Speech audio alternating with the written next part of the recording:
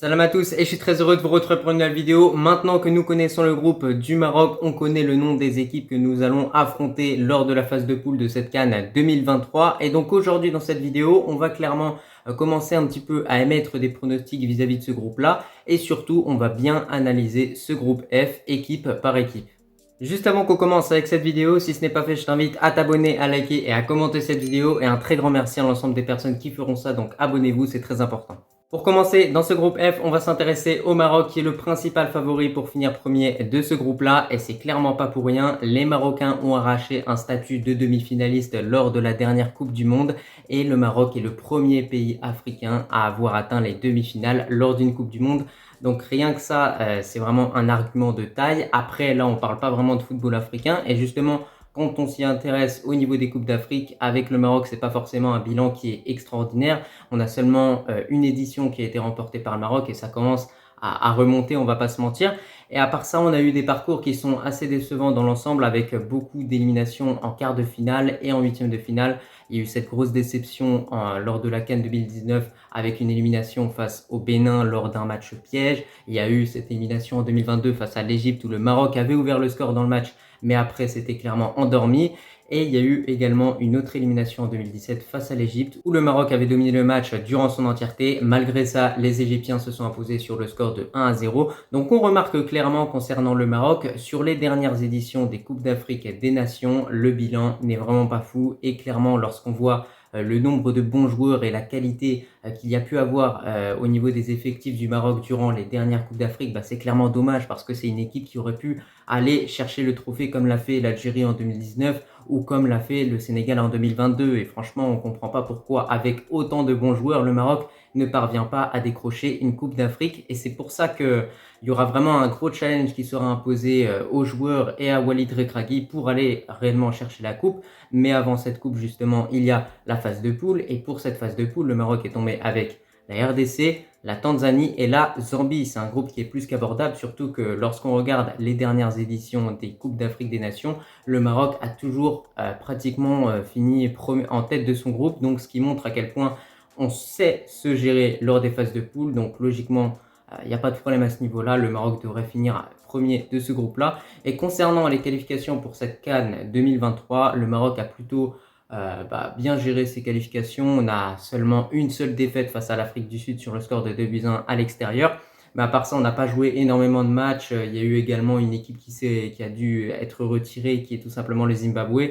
Mais malgré ça, ça nous a permis de finir en tête de ce groupe-là et de figurer tout simplement dans le pot numéro 1. Néanmoins, par rapport à ce groupe F, le Maroc va devoir se méfier de toutes les équipes. La Tanzanie a tenu en échec à l'Algérie sur sa pelouse 0-0. Donc ça montre à quel point les Tanzaniens sont vraiment capables d'être solides défensivement, surtout qu'ils ont su se procurer des occasions durant ce match-là. Donc attention quand même au Maroc. On sait que l'Algérie et le Maroc en style de jeu, c'est deux équipes qui se ressemblent quand même approximativement, bien évidemment. Ensuite, on a la Zambie qui a battu sur le score de 3-0 la Côte d'Ivoire sur sa pelouse. Donc certes, les Zambiens étaient à domicile, mais quand même battre la Côte d'Ivoire 3-0, il faut le faire clairement. Donc c'est aussi une équipe dont il va falloir se méfier. Et enfin, on a la RDC qui nous avait notamment posé problème lors de la CAN 2017 parce que les Congolais s'étaient imposés sur le score de 1-0. Je crois que c'était lors du match d'ouverture de cette CAN 2017 qui se déroulait au Gabon.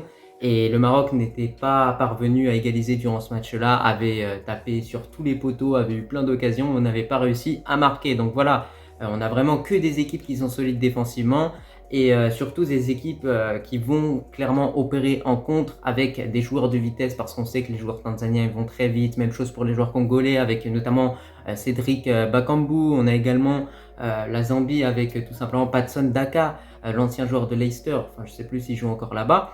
Donc voilà, il y a vraiment des joueurs de vitesse dans ces équipes-là. Ils vont clairement opérer en contre face à nous, jouer en bloc bas, être solides.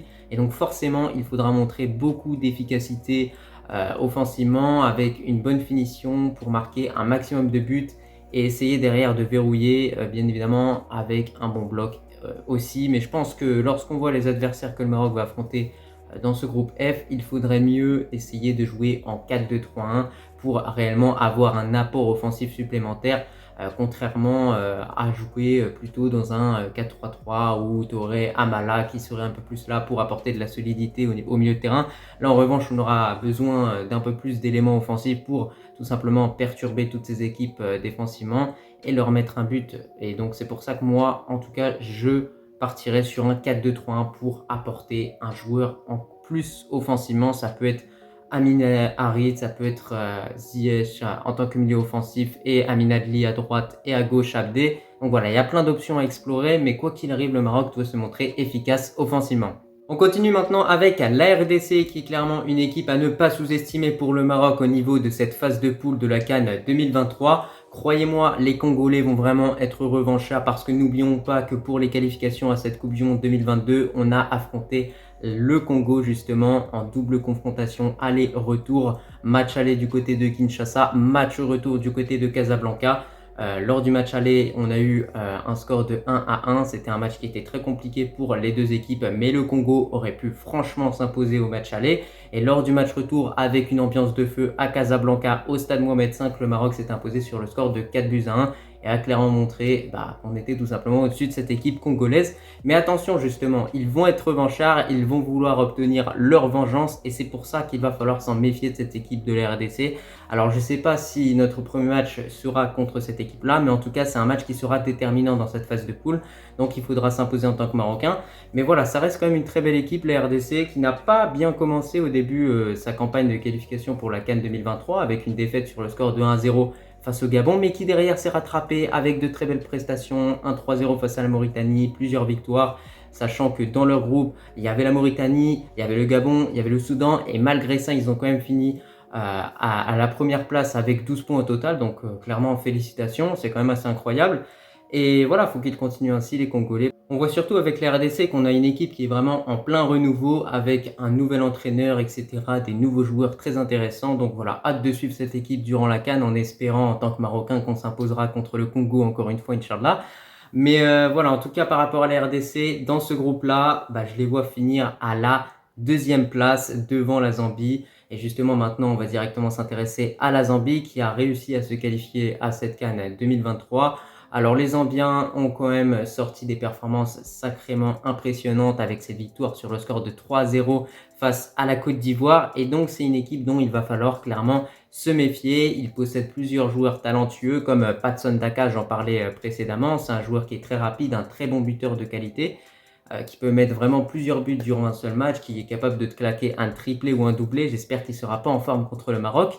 Mais la Zambie, c'est clairement l'équipe dont il va falloir se méfier, notamment pour la RDC et la Tanzanie pour obtenir la deuxième place, mais aussi pour le Maroc parce que la Zambie pourrait tenter, pourquoi pas, d'aller chercher la première place et donc de s'engager dans une lutte avec le Maroc. Donc c'est clairement une équipe dont il va falloir se méfier. Autre information à prendre en compte par rapport à la Zambie, ils ont tout simplement fini premier de leur groupe de qualification pour la CAN 2023 où il y avait la Côte d'Ivoire, les Comores et les Lesotho. Donc c'est clairement pas un petit groupe. On sait que les Comores, ils ont créé la sensation lors de la CAN 2022.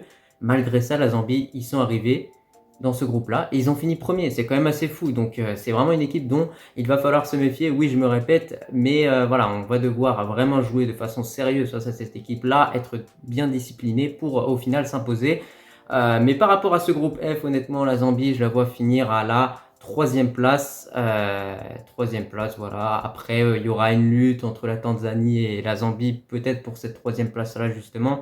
Enfin bref, on a la Zambie et la Tanzanie qui sont quand même deux équipes qui ont un niveau à peu près similaire. Pour finir, concernant ce groupe F, la Tanzanie, écoutez, ça reste quand même une très belle équipe avec un très bon championnat notamment, des équipes qui sont quand même assez talentueuses dans l'ensemble. On a l'équipe de Simba que je connais en Ligue des Champions africaine notamment.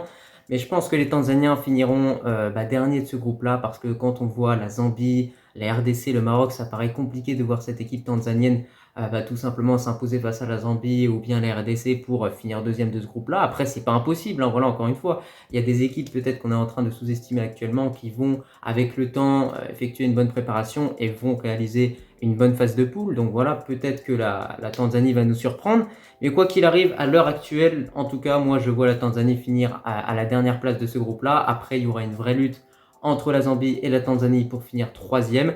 Et après, attention, voilà, il pourrait totalement déjouer les pronostics en essayant de se placer à la deuxième place. Et concernant ses qualifications pour la CAN 2023, la Tanzanie a fini deuxième de son groupe, n'a failli pas figurer dans cette CAN 2023, tout simplement parce que Dans ce groupe-là, il y avait du coup l'Algérie qui a fini avec 16 points au total. Donc voilà, les Fennecs ont clairement tout ravagé sur leur passage en quelque sorte. Ensuite, on avait l'Ouganda et le Niger. Et il y avait une grosse lutte honnêtement entre l'Ouganda et la Tanzanie pour la deuxième place qualificative. Et au final, les Tanzaniens ont réussi à se qualifier.